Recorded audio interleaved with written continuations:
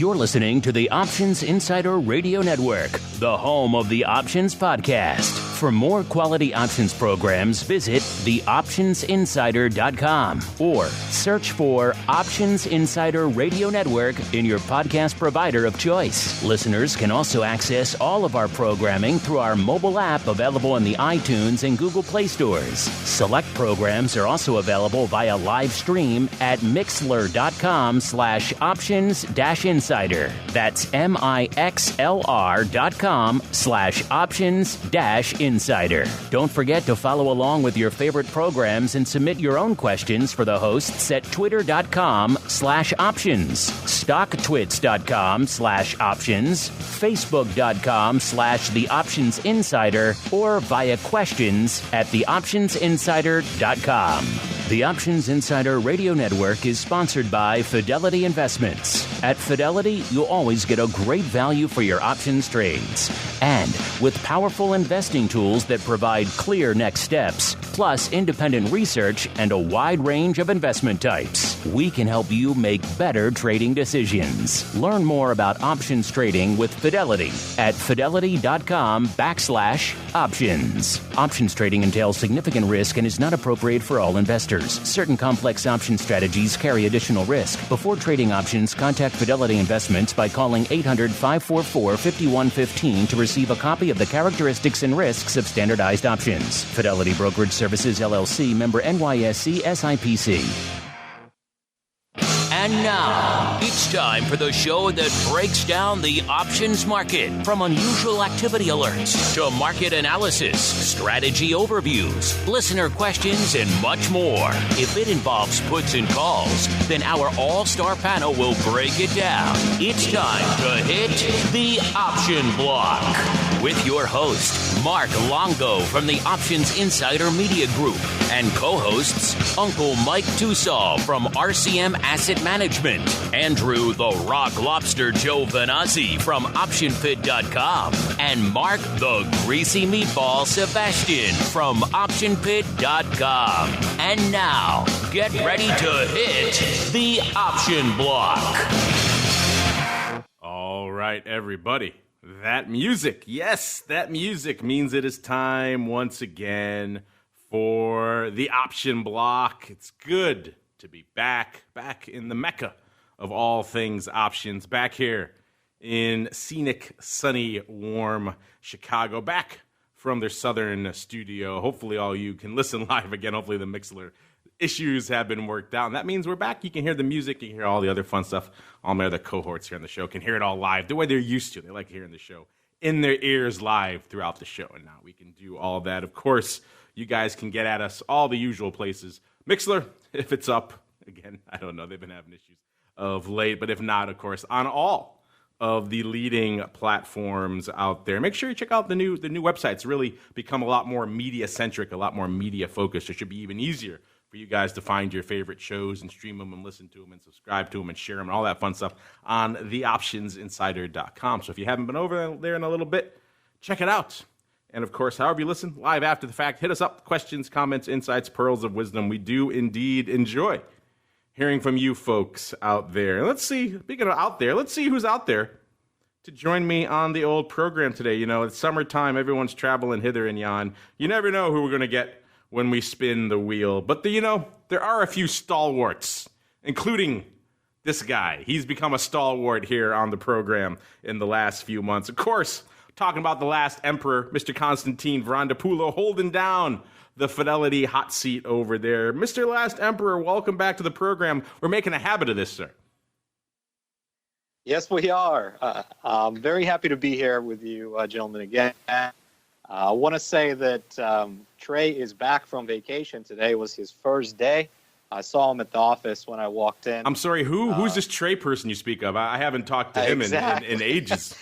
I saw him 2.5 weeks later and said, wow, it feels like it's been a lifetime. But he's back, so he'll be on Thursday, and I guess the rotation will start back. But I'm always pleased to be here. It's always great fun. And let's see who else we've got. Let's keep that wheel spinning. Let's see if he's back from his own vacation. Let's land on a little provincial hamlet outside of Chicago. You know it, you love it, St. Charles, Illinois, where we are joined by none other than Uncle Mike Tusaw from the appropriately named St. Charles Wealth Advisors. Uncle Mike, are you there? Are you back? Are you alive, sir? I am here. I am back. I'm alive. I'm excited. Life is good. I'm glad to hear. I'm glad to see that your vacation boosted your already usually optimistic spirits. So I'm glad to hear it. Hopefully the show can contain all of your enthusiasm. And last but not least, when you're talking unbridled enthusiasm, he's not my first choice. Let's toss to him anyway. He is the Rock Lobster, Mr. Andrew Giovinazzi from OptionPit.com by way of Carmen Line Capital. The man's been all over the place of late. He was on the West Coast. He's back here in Chicago, even when we weren't here. I think he's back in Maine now. Let's find out. Mr. Rock Lobster, how are you? Where are you beaming at us from today? And also give us an update on the clam poaching, sir.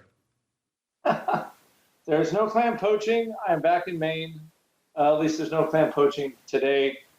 And I just want all the listeners out there, I want them all to know how much crap I actually get before the show starts. The umbrage, the chatter, the slings and arrows I have to endure.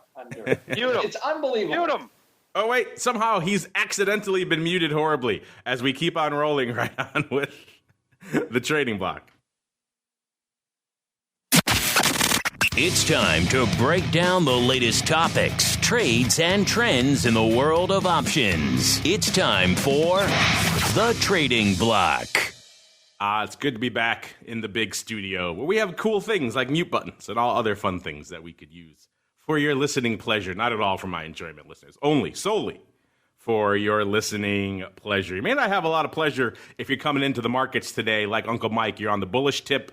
A little bit of a break. You can't be mad, though, listeners. You've had endless bullish run, new highs just about every time we're coming on to do the show here. So you're taking a little bit of a break today. Not the worst thing in the world. Most of the major indices off around 0.5% down, S&P at those levels. Tech-heavy NASDAQ once again leading the charge to the downside off. Not quite a full percent, but pretty close out there as well. Other products, gold, oil, kind of mixed on the day. Slightly up, slightly down. Not huge moves in either direction out there. Our old friend, Mr. VIX Cash, also roaring back to life today after taking a little bit of a break for the truncated holiday trading week out there. Looking pretty good. Let me just look really quickly, Mr. Rock Lobster, before you start taking all of your various umbrage. Let me see exactly where I was on our last. Of course, you know what? It doesn't really count because we didn't have a show on Friday. So it's kind of hard to prognosticate. Let me just go here really quickly to Vol Views and see where I was on the last episode here. I was at a 1475, so not too bad. We're at about a 1435 right now, so at about a half a handle off. We'll adjudicate all of that on this week's Vol Views, listeners. In case you're wondering, Mr. Meatball, 1395, so he's far off.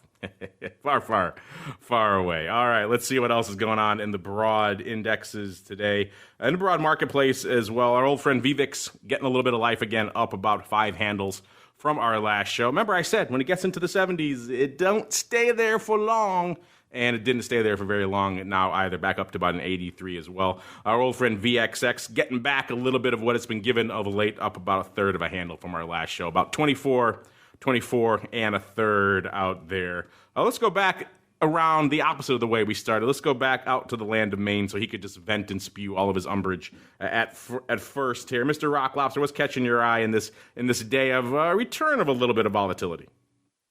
All I could say is the man with the radio show controls the mute button. For all you listeners out there that want to speak your mind, you need your own radio show. Yes, you need your own show. We'll mute you. This is a benevolent dictatorship.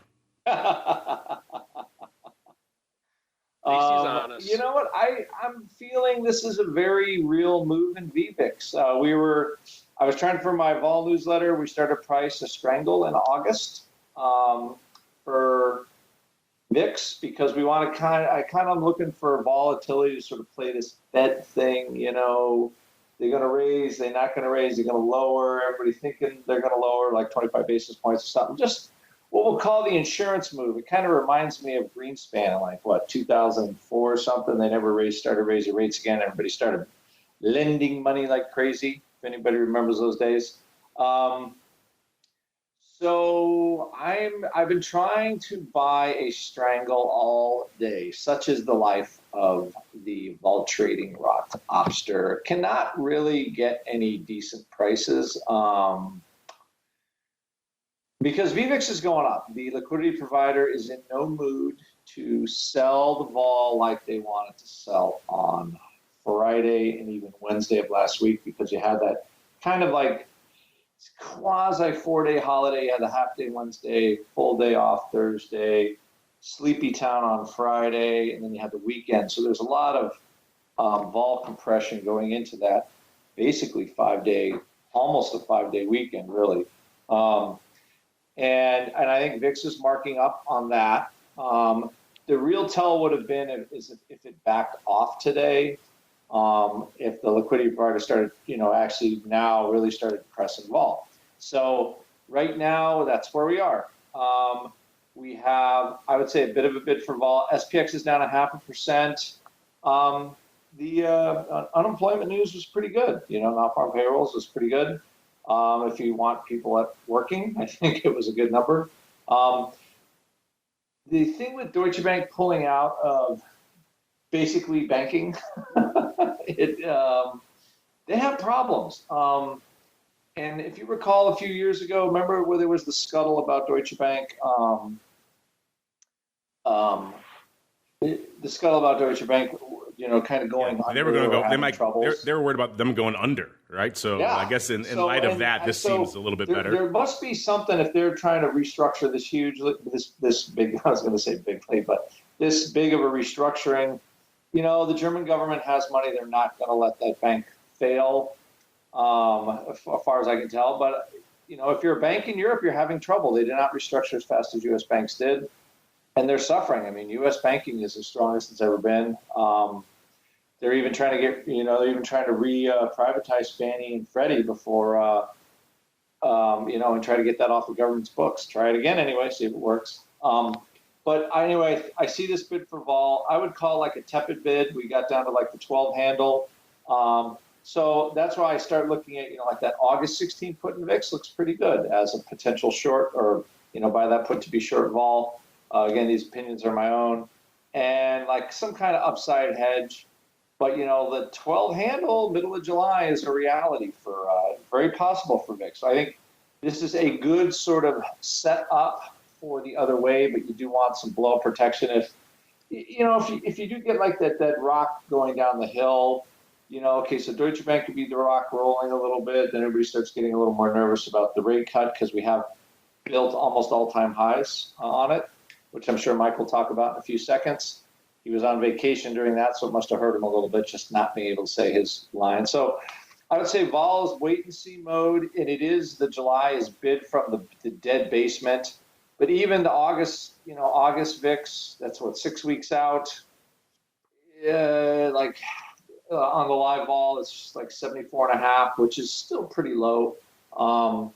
So there is not there's not much of a bid in vol land, although there is a slight bid today, is what I would say on all that. And I think it's warranted because at this point, I think for us to see. I mean, how close do we get to 3,000, right? That was kind of, we were right there. At least I saw the futures tick 3,000. So vol's bid up a little bit because the market's pulling back from that number. And then on we go. So I think that's where we're in vol land. It's catching a little bid. It's a big chunk of the weekend going back in. And then we literally, I think we've been stuck down, 0.5% in SPX literally all day, like since the opening, and kind of this is it. So everything is just sort of wait and see right now.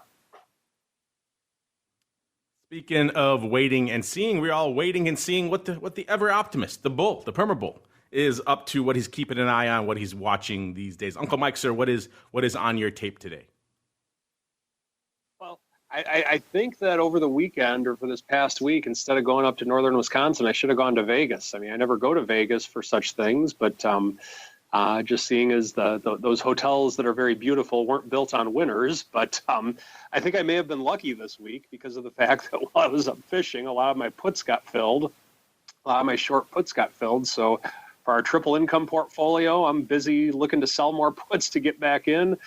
For my aggressive account, I'm looking to actually, I went to cash while I was up there, just the limit orders filled. And so for July 5th, I'm like, well, I'm not going to get in on, as Andrew put it, the Sleepy Friday. So this weekend's pullback could work out really well for me, not necessarily because of anything phenomenal and great that I did, just because of dumb luck from that standpoint. I mean, I had my risk management in place in case some bad things were to happen too. But what I'm looking to do is kind of get back in some way, shape, or form. But I think that this is a dip your toe in the water type of market from me being the bull with which I am. Reason being is that I've said it on this show 6 million times, I believe. Risk management needs to come before market sentiment. And with my market sentiment being the perma bull that I am, I've never seen a pullback I didn't like. I'm one of those types of guys. I still think that the fact that I've had a good year this year, like most bulls have, nothing special about that, I think that it's very much a wise time to be protective in where you're going. Now, we don't have the single-digit VIX that we had a couple years ago, so the simplicity that we had a couple years ago in terms of, well, markets at all-time highs, really don't want to get out of this, but I want to protect myself. Well, just buy an out-of-the-money call. What the heck? What's the worst you can lose? What, 80 cents? We don't have that luxury right now because the VIX is a little bit higher, vol is a little bit higher. So I think you need to be a little bit more selective in terms of where you're getting in, what strategies you're using, how you're having exposure to the market, that type of thing. So I think that's where we are.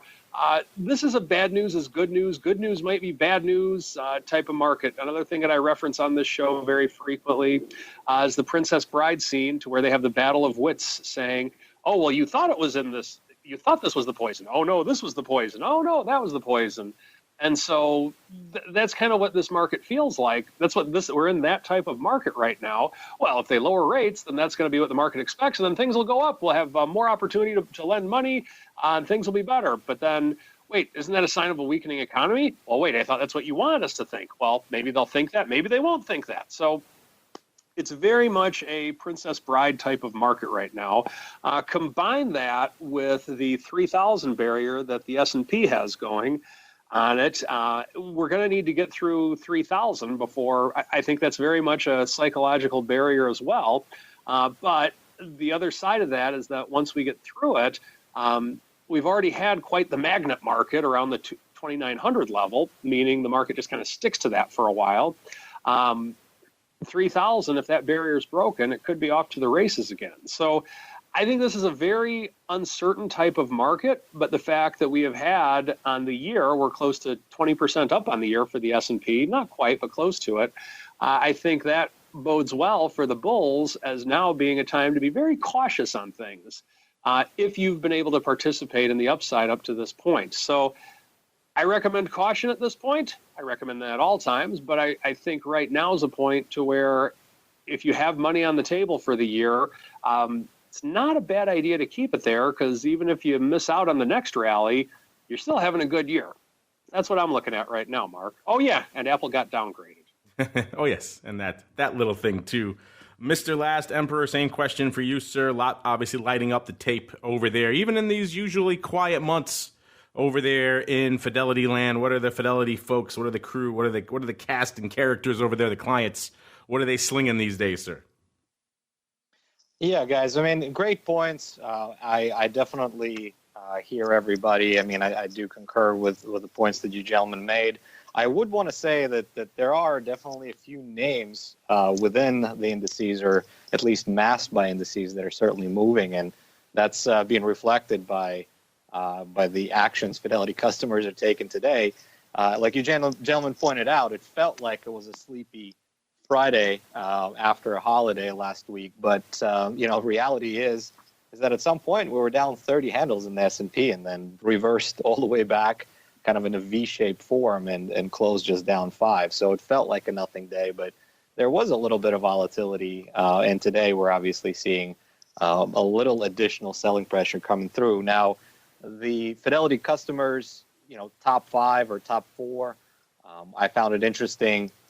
Apple is definitely top of the list, and today, as I am looking at the top of the list, it looks like Fidelity customers, in terms of their buy-sell orders, are kind of following the price action of these underlyings. It's not always the case.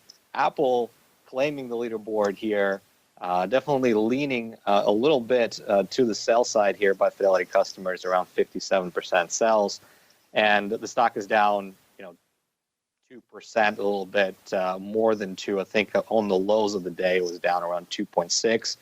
Rosenblatt Securities cut it from neutral to sell, and slapped a $150 price target on that. I haven't checked today, but I'm pretty sure that's got to be the most bearish price target out there that's currently on the street. $150 when the stock is trading, close to 200. That's a pretty bold call.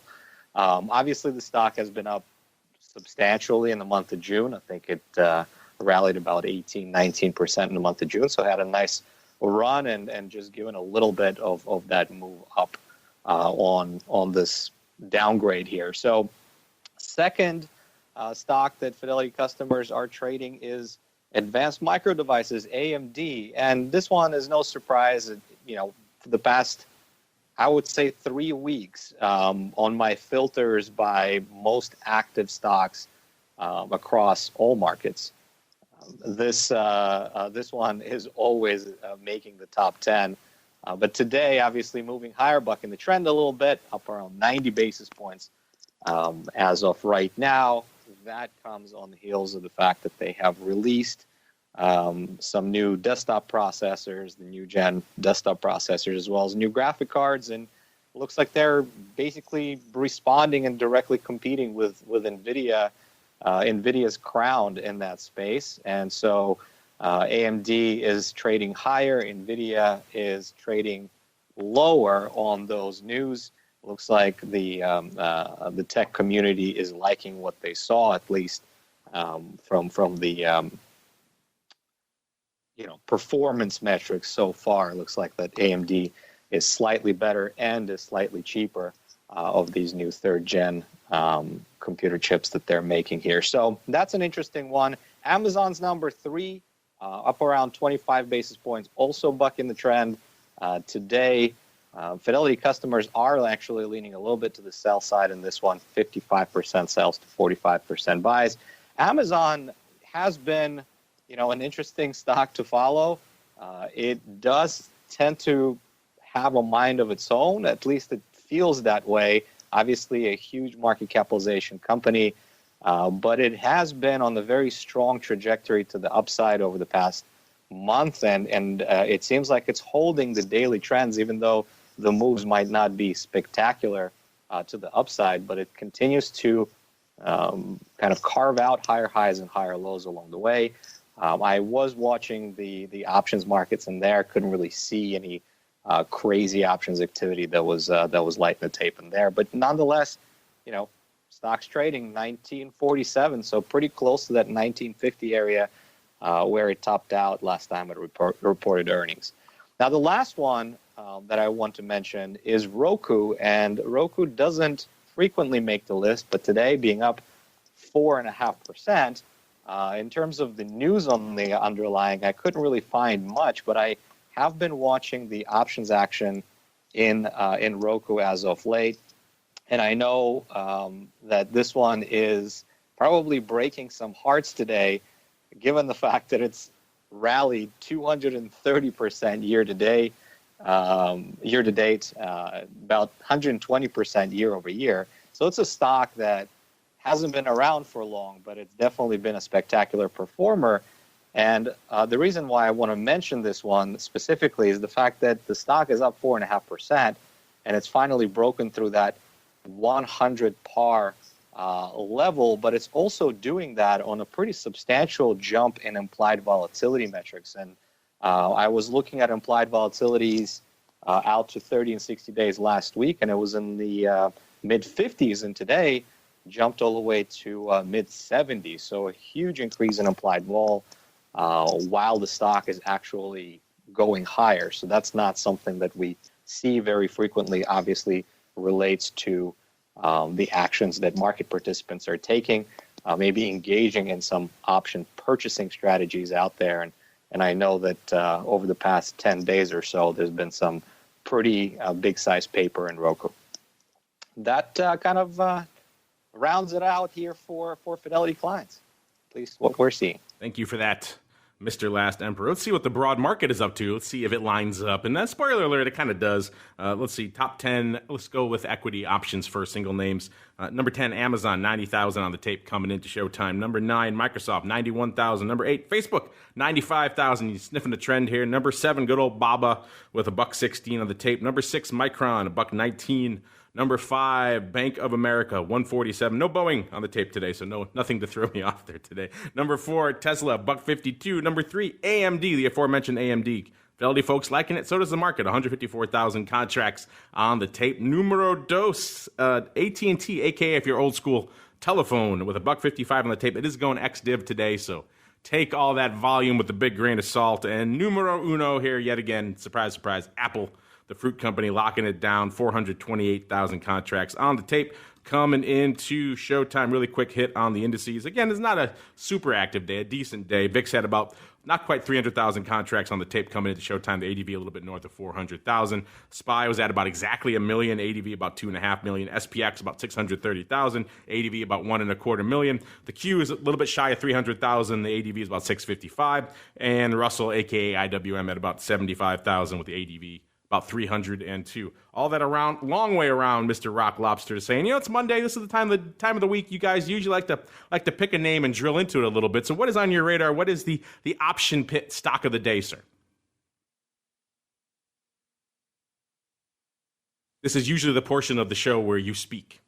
I was speaking, and I was speaking into my mute myself. There you go. Muting. There he is. Oh, Kyle, cut that. I was looking. What I was trying to do is set up Weight Watchers. Never heard of it. What are you talking about? Is that the musical? You talking about the musical? Huh? Talking about the musical? Is that what you're talking about? Yes. And this could bleed into the odd block. Somebody got the return of the day. They bought the July 20.5 calls, the July 12 20.5 calls for 25 cents, and now they're worth $1. So that was a bit of an owie. I don't know what the spike in Weight Watchers is from. It's a stock I follow. I have a little bit of a long position in it. Right around this level, I've been trading the dreaded back spread around it. I've been buying long-term calls, and then when it rallies, I buy some short-term puts, and then it falls, and I dump the puts, and then I just reload and do it over and over and over again. Volatility, very inexpensive in there.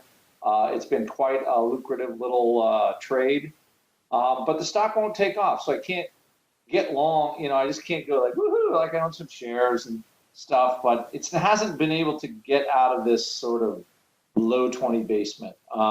It was a $100 stock a year and a half ago or something. So I just figured, this is the way to get long Oprah. Get long Oprah, buy Weight Watchers.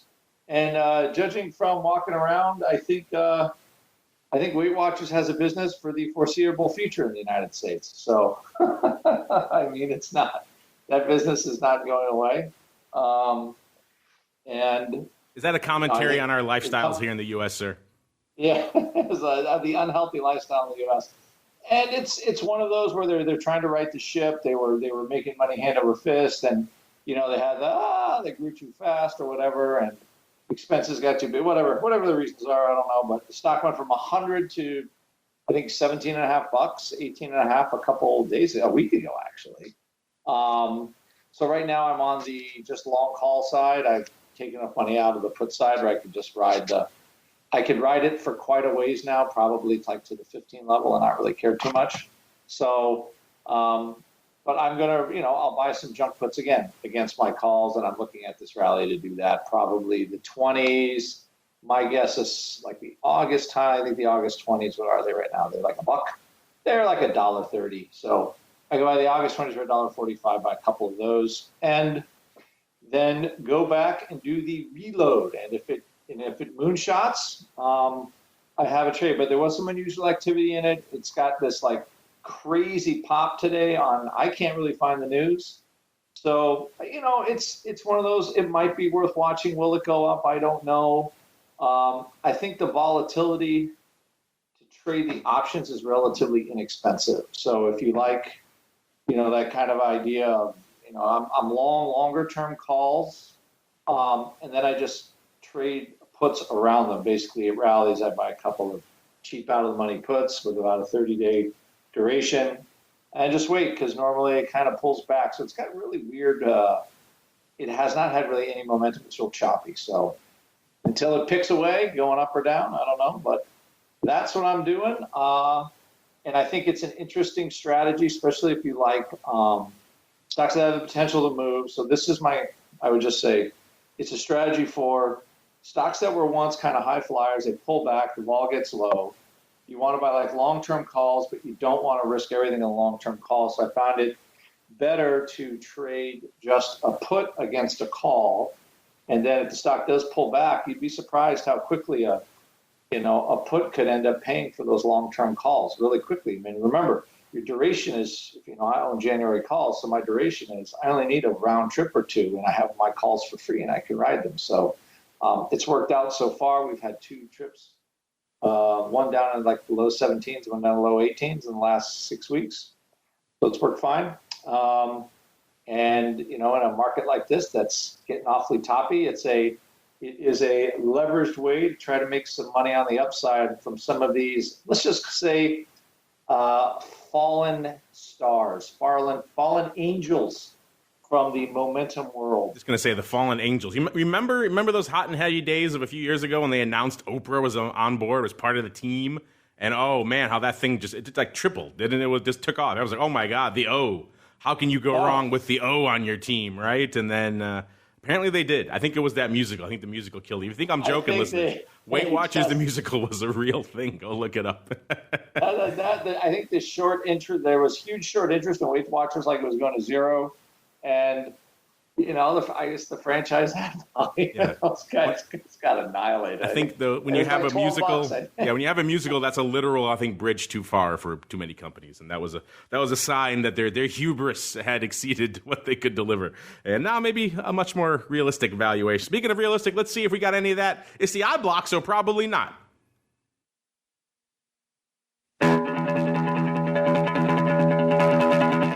It's time to break down the most interesting, unusual, and downright questionable options activity that's been identified by theoptionsinsider.com. It's time for The Odd Block.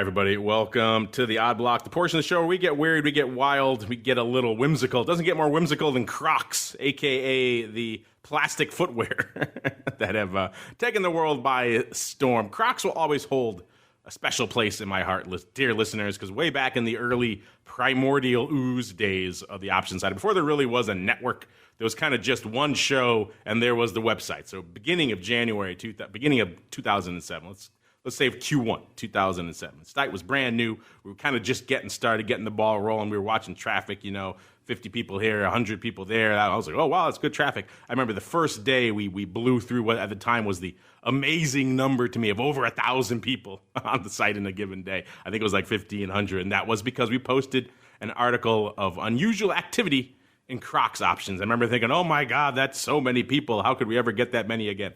How times have changed. But still, interesting to look back into the looking glass. And we owe it all to CROX. So let's talk about CROX today. Not a big fan of the footwear, but the company. I have fond memories of CROX today. Of course, ticker symbol CROX, trading a little bit shy of 20.94, up about 60 cents or about 3%. This is the name that's kind of been on a journey over the past year. A year ago, it was trading about $4 lower than where it is right now, about 16.75. And then it rallied all the way up to a high of about 31, almost 32 back in January. And then it kind of vacillated back down to about 25, then back up to looks like about almost 30 in May. And now it's sold off again pretty hard. Got down to about 17 3/4, so that was in June. So it has bounced in the last few weeks, looks like about 3 handles. So it's not quite at the 52-week low, which is at 16.25, but it's pretty darn close. So we're near the lower end of the range. Let's see. I'm going to guess probably maybe some call love. Let's see what we got here. Oh, yeah, this is exactly what we got here. We got the AUG 20s lighting it up 5,000 times. One of the larger individual equity options trade going up on a relatively quiet day, listeners. For $2, these were $1.80 at $2. So this is opening AUG call up. There are earnings in this. This is an earnings play. Earnings are on the 7th of August. So opening earnings call of $2, Mr. Rock Lobster. I guess, that's not, it seems rich, but when you see these are pretty much $1 in the money, it isn't that rich. So a lot to unpack here, Mr. Rock Lobster. The near-term duration of it, the fact that it's an earnings play, the fact that they opted to go in the money, a lot of things that make you scratch your head. What are your thoughts, A, on CROX, and B, on the trade, sir? So I look at a trade like this, and a lot of these bigger blocks have stock against them, which, not all of them, but a lot of them are kind of delta neutral flavor, which, makes things a little bit more interesting. But here, no matter what, somebody you buy something that close to the money, you want that near the moneyness. You want the option to explode. You don't want it to necessarily melt away too fast. So somebody is looking for a move. If it's a straight up buy with no stock, obviously they want to move up. But they're looking for, I would say, a higher move over the straddle. That's the, when I see that, that's what I'm thinking. I'm thinking, okay, somebody wants a straddle, something around that 20 handle. And they're looking for a move in a stock that's kind of sleepy, actually, to be honest, I have to say. As exciting as their footwear may be, the stock hasn't been. Summertime, everybody's got to buy some CROX. That's true. This is probably their big season, I would think. So maybe there's something to that there. So, earnings juice, a little bit of earnings juice here, a little bit of earnings juice love here on CROX. You like CROX? You're not a fan of CROX? Are you a fan of the name? You a fan of this trade? Let us know. We got to keep rolling, listeners. We've been gassing on. Otherwise, we'd spend more time on CROX. Let's keep on rolling to CHWY. I know this is a hot name. You guys at Fidelity have mentioned it a bunch of times. Your clients over there at Fidelity like this name. This is, of course, the online pet retailer or pet food retailer. I don't think they sell pets online. That'd be kind of cool, though. Let's see. Over the past, how has this thing been faring? It's a fairly recent addition here to the game. Let's see. Back in June, I believe, $35 was pretty much where it came online, and we're at pretty much close to that right now, 34.37. So it's been a whole lot of nothing, up to 41 1/3, down to 30 3/4 though. So in the interim, it's had quite some wild swings. Right now, though, it's pretty much back to unched here on the old stock side. Let's see what the options are telling us. Let's see. Oh, it looks like we got some. Ooh, these are below the bid, so maybe some aggressive harvesting. They are late, though, so bear that in mind. We saw about 2,500 of the CHWY July 40 calls going up for 35 cents. The options were 40 cents at 45, so this was obviously a late print over there on the MIAC. So take that with a little bit of a grain of salt. They could have been up to something different. The first blush makes you think they're aggressively looking to harvest some premium. That's pretty aggressive going all the way through the offer. But again, 2,500 in CHWY is a decent size trade. There are earnings. They are on the 17th, the 18th of that's. Let's see, when is expiration? Expiration is the 19th. So this is an earnings play here as well. So I don't know, Mr. Rocklops, a bit of a risky rolling of the dice, trying to collect 35 cents, doing it 2,500 times. But you got an earnings cycle in there, which means you're not going to get a lot of that juice until pretty much the last day. That's a rough way to write some premium. Wouldn't you agree? Yeah, I'm looking. It's like a $4 straddle for that thing already. So, you know what? I know a lot of people in Maine. Everybody's got a CHWY box or whatever being delivered. So, I don't know the valuation of this company. All I know is it's very. It is a well.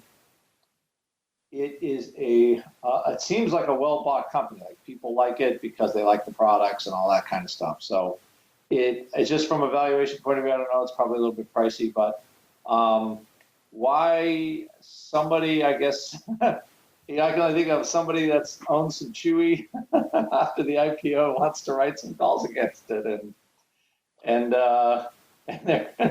they just thought those 40s were free money because they figure, if we get taken out of 40, I'll just take it and go and be happy, which, is the first rule of writing calls. If you can't be happy being taken out at the price, you shouldn't write the call. So that's what on first blush, that's what I would guess that's what it is. All right, we have been running a little bit long here, so really quickly, our final one here, we saw our old friend TAL. This is TAL Education Company out of Beijing. This is an ADR for TAL Education Group listeners. Right now, 36.31, off nearly $2, or about 5%. Not a good day here for TAL. They've been as high as about 41.5 and as low as 21 over the past year, so quite the roller coaster year for TAL. What we got here, the July 34 puts going up for 45 cents. Paper opening. Given this recent move, it's kind of hard to blame this guy. There are earnings, but they are after this trade. These are July puts, and as we just mentioned, July expiration on the 19th. These earnings are on the 25th, so it's not an earnings play, which is interesting. If you're that concerned about downside, you may want to cover yourself through an earnings event. So interesting stuff opening there, 2,000 lot of TAL puts. Meanwhile, we've got to keep on rolling. It's Monday, listeners. That means it's time for the strategy block.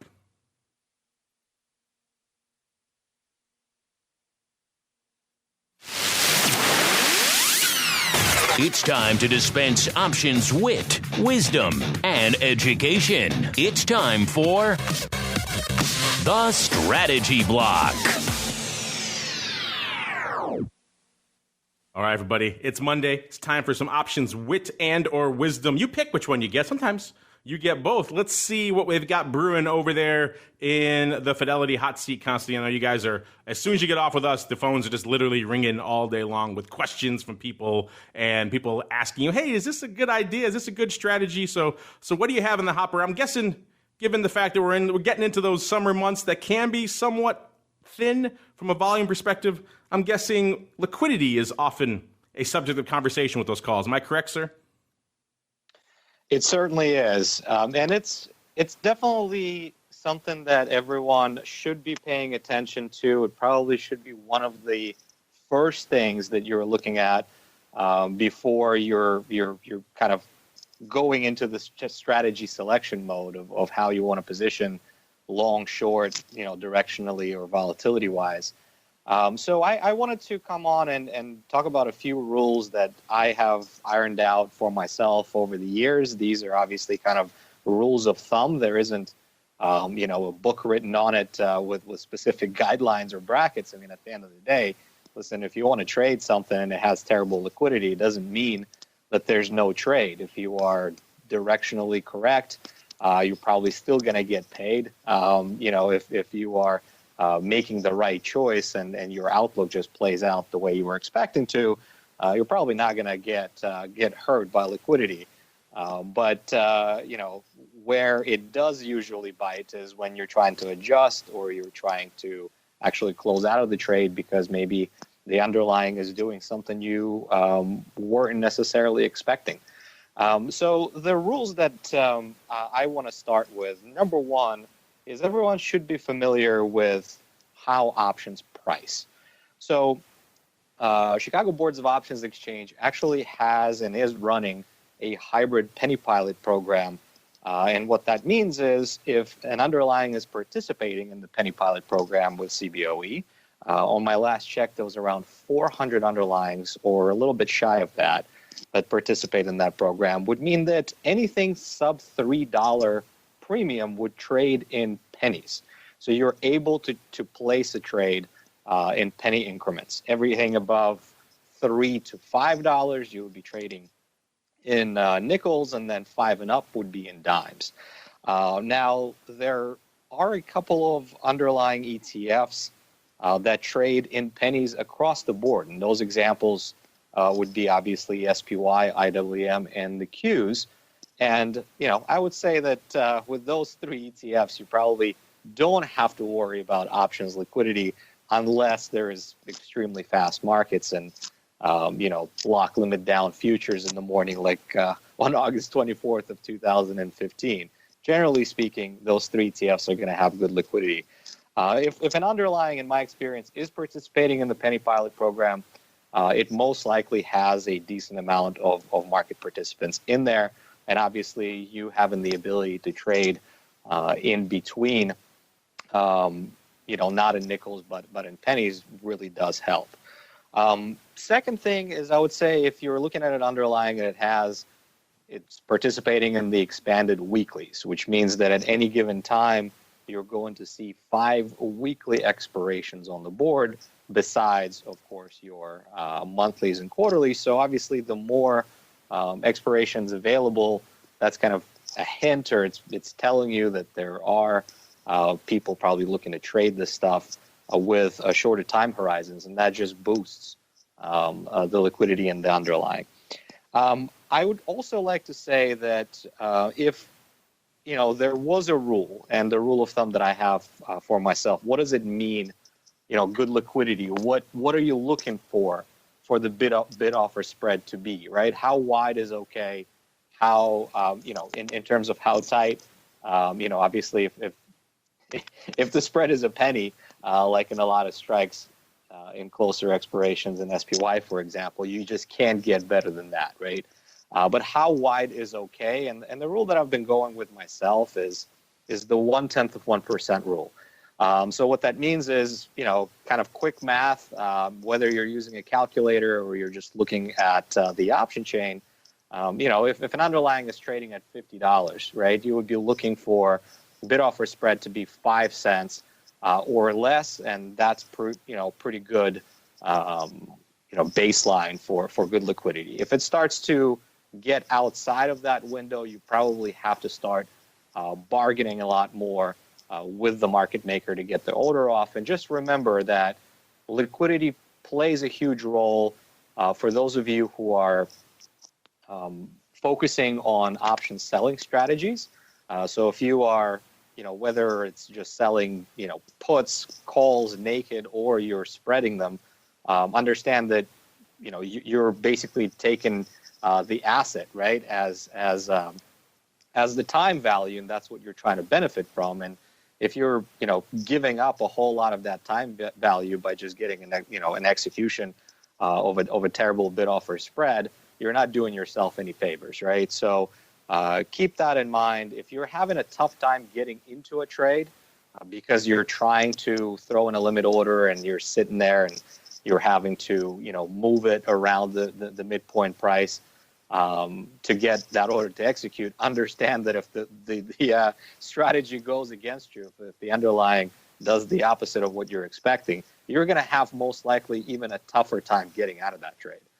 So that should be top of mind for anyone who is trading options, and those are rules of thumb. Now, since Mr. Rock Lobster mentioned the Weight Watchers, I just want to go back a little bit in the history, and I remember the time when the underlying was trading at like $11-12, and then it went all the way up to 100, in par. And I wanted to go back and look at those implied volatility values. Unfortunately, however, Weight Watchers changed their symbol, right? It used to be WTW, and now it's WW. So there's not really historical,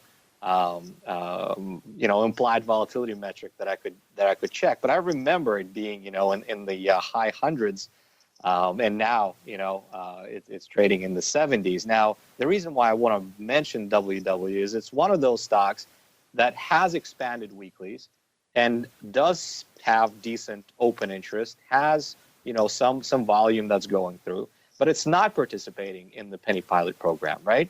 So question goes back to Mr. Rock Lobster. How are spreads in there? Are you able to get anything off, pretty close to the midpoint price, pretty close to that, kind of theoretical value? Like an example of that, if I'm looking at August options, it looks like, the closer we are to expirations, the better the spreads are. So if I'm looking at, let's say, the 20 strikes out in August, and I'm looking at those calls, they're trading 260 bid, 270 offer.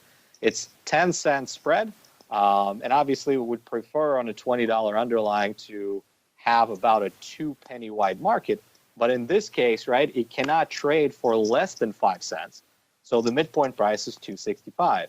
Mr. Rock Lobster, have you been able to get your orders off at the midpoint in WW? Sometimes. I would say it was, at best, it's mid-tier liquidity. It is, if Apple is number one, I'm going to say this is like a 5. So sometimes you can if you kind of lean things the right way, but for the most part, like so right now, I'm going to put in a 145 bid for the 20 puts in August and see if I can buy them. But I know it'll take me a while. I would need like a 30-cent uptick to get filled. So it's just short answer is it's mid-tier liquidity. It's not great. That's why mostly all I do is I just post bids and wait for them to get hit because of the style that I have. There's no like three-legged trades or anything like that. Since we're on that, Mr. Lobster, really quickly, because I want people have been struggling all week to listen live to us. So I want to reward the people who've been fighting against the Mixler system to actually listen to the show. We got a question here from Jack Jones with a funky spelling. I believe he's referring to your trade, Mr. Rockhouse. He wants to know how far easy for me to say, how far out are those calls? See, all that trade was in August, right? The calls are, again, educational purposes only. They're like the Jan quarters, Jan 2020. Okay. And those are the ones with the decent CHWY, and they're like $2.50. They probably fill 240 today. And then I generally trade with like the 20 strike in the put against it, and that usually is at least a 30-day duration on the put. You kind of just do it sort of back and forth, rinse, repeat, rinse, repeat. Got to have some patience, and usually anytime the put is anywhere near worth the call, I sell it. It's not really complicated. And I wait to do it all over again. This guy's clearly got some patience because he's been putting up with all the Mixer live stream issues. So thank you to all of you out there who have been putting up with it. And let's put up with a little bit of Uncle Mike. Uncle Mike, sir, I know liquidity is a big issue for you when you're out there trading. That's why you like to lean on names like SPY, and you don't get into too many pink sheet little names very often. What are your thoughts on this broad topic of liquidity and how it impacts your strategy and indeed your strike selection, sir? Well, I think that along with liquidity, risk management and liquidity are kind of intertwined with me. So, for example, when I was just trading my own account, I really didn't have, I did trade SPY, but I really didn't, if I wanted to do like a 5-lot on IBM or maybe even a stock that really wasn't that liquid, it really wasn't that big of a deal because I could sit there, I could watch it, maybe work the midpoint a little bit, and it wasn't a big deal from that standpoint. And then when I was looking to get out of it, I'd eat maybe $20 or $30. Like, if they would have given me the midpoint, I could have done better there, but it wasn't too huge of a deal from that standpoint. But when I started trading other people's money, which, by the way, just celebrated my 10th year anniversary as an independent financial advisor a couple days ago, happy anniversary to me. But when I started doing that, when I'm all of a sudden I'm getting some clients, I'm trading 50 lots, then 100 lots, and then now into the thousands. And so when doing that, you can't have that problem in that instead of something being like $20 or $30, it's going to add up over time. So what I very quickly evolved to was the ability, to really try and become more of an index guy. And hence what you guys hear me talking about on the show a lot is SPY. I'd say probably 90% of what I do or my time during the day is I'm looking at a screen of SPY. I'm looking at a screen of SPY right now, as a matter of fact.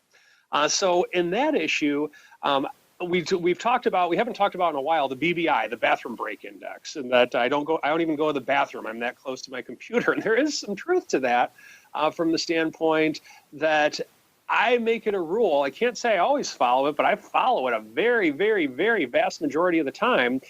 I don't leave my computer without my risk management in place. So, for example, when I was up fishing in Wisconsin, yes, I had access to internet up there, but if the markets were to go against me, I had a contingent order on SPY, meaning if SPY would go down far enough, I would just trigger a market order on a spread that I was in. And so it was a market order, but I'm fine with it because at worst, I'm going to get gypped a penny. And if it's going to go down as fast and far as where I had to set that market order at, or where I set that timing at, I'd have put in a market order anyway.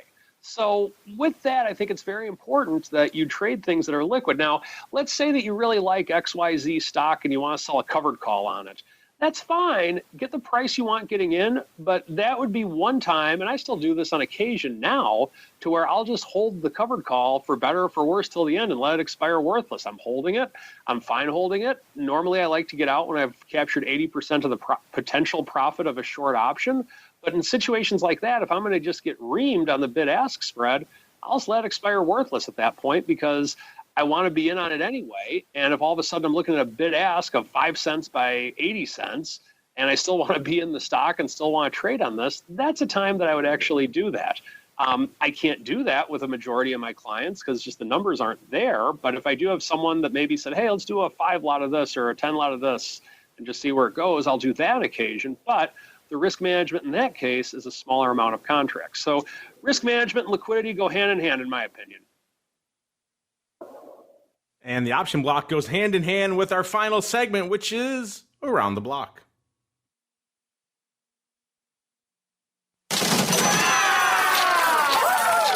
It's time to tell you what we'll be watching on our trading screens until the next episode. It's time for Around the Block. All right, everybody, let's go back around the block the other way. Let's do a combo because we're coming up against it. Let's do a combo around the block. And what can people expect? What can people look forward to when they come to your various place of business? Let's start with the Rock Lobster, sir. Sir, what are you watching for the rest of this week? And also, people want to learn more. Maybe they want to get a little bit of learning on in the volatility space. So where should they go? What should they do? Just real fast. I'm trying to see if this vol holds up, or if it just kind of melts back down again.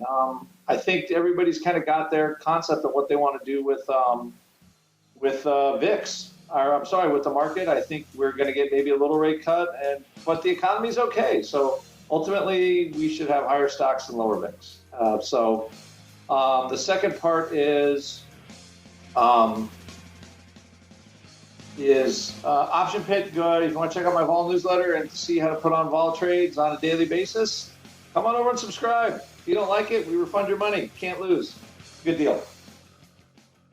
Money back guarantee. You can't go wrong with that. OptionPit.com is the place to go. Hit them up, Andrew, at OptionPit.com if you want to get some of those tasty goodies he was talking about earlier, including half off on their entire catalog. So that was a good deal. That time may be ticking on that one. So hit them up or hit us up. We'll forward you to him if you want to learn more. Maybe the folks in the chat want to know about the duration of that trade. Hit them up, Andrew at OptionPit.com, and say, hey, I was the guy in the chat. Give me some deals, Andrew. Well, let's see. Let's see what he's got up his sleeve. I think they got some good deals for you. And Mr. Uncle Mike, sir, I don't know if you have deals, but you have wit, wisdom, and analysis. So what are you watching for the rest of this week? A, and B, if folks want to learn more, where should they go? What should they do? Well, that means go to my website at stcharleswealth.com. And I'll even do this. If you want to become a new client of mine within the month of July, then I will even throw in a $100 Option Pit gift card to use in any way with which you would like. With that being said, what I'm watching this week, watching the Fed chair, I think that with what he has to say later this week, I believe he's testifying. So wanting to see what he says, continuing to watch what's going on with China, everything macro at this point. Combine that with the 3,000 barrier that we have on the SPX, and that is what my eyes will be fixated upon. There you go, listeners. OptionPit.com is where you can get the gift card from Uncle Mike, where if you go to stcharleswealth.com, that's how you get that Option Pit gift card. See, it all ties in together. So you call Uncle Mike, go to stcharleswealth.com, hit him up. You talk to him, you set something up with him, he gives you that $100 gift card, then you hit up Andrew at OptionPit.com. He's already given you half off, and now you got $100. So it's like a virtuous cycle. Everything just keeps on going. Your learning, your risk management, all that good stuff, it keeps on going. So kick it off. stcharleswealth.com is the place to go. And last but certainly not least, the place to go to kick off all your trading in the world of options is Fidelity.com/options. Mr. Constantine, if they head over there, sir, where should they go? Or what should I say? If they head over there, what are they going to find also? And then B, what are you watching for the rest of the week, sir? Yeah, so you're going to find all of the services and resources that we provide here on the strategy desk. Obviously, going to that Fidelity.com/options is the place to be. If you're not a Fidelity client, give us a call. We'll still gladly discuss how we could be of benefit to you. Hopefully we'll win your heart over. Now, in terms of what I'm watching for the remainder of this week, I'm watching Pepsi tomorrow, actually. They're reporting earnings. I think that Pepsi's been a tremendous performer. It's outperformed the S&P year over year. I think it's up probably double the amount of the S&P. It's a staple, obviously, and there's been a pretty good influx into staples. in general over the past year. It's yielding 2.9%, but the expected move, is around $3.25 into Friday. So we'll wait and see on that one. Last 2 quarters jumped up nicely, so good stuff there from them. And then obviously, Mr. Powell's commentary. I think he is testifying starting on Wednesday in front of the House Financial Services Committee. So 2 days of basically back and forth grilling. I'm sure that there's going to be a lot of Twitter commentary coming out of that, and so keeping our ears open for that one. All right, listeners, and unfortunately that music means we've come to the end of another epic journey through the world of options. But don't worry, we're not done yet. So if you're listening live or going to join us after the fact, you want to get a little bit of crypto action in, we'll be diving into that pretty much immediately after the option block. So stay tuned for that. Otherwise, we'll see you back here on Thursday for more of the Option Block. You're listening to the Options Insider Radio Network, the home of the Options Podcast. For more quality options programs, visit theoptionsinsider.com or search for Options Insider Radio Network in your podcast provider of choice. Listeners can also access all of our programming through our mobile app available in the iTunes and Google Play stores. Select programs are also available via live stream at mixlr.com/options-insider. That's mixlr.com/options-insider. Don't forget to follow along with your favorite programs and submit your own questions for the hosts at twitter.com/options, stocktwits.com/options, facebook.com/theoptionsinsider, or via questions at theoptionsinsider.com. The Options Insider Radio Network is sponsored by Fidelity Investments. At Fidelity, you'll always get a great value for your options trades. And with powerful investing tools that provide clear next steps, plus independent research and a wide range of investment types, we can help you make better trading decisions. Learn more about options trading with Fidelity at fidelity.com/options. Options trading entails significant risk and is not appropriate for all investors. Certain complex option strategies carry additional risk. Before trading options, contact Fidelity Investments by calling 800-544-5115 to receive a copy of the characteristics and risks of standardized options. Fidelity Brokerage Services, LLC, member NYSE SIPC.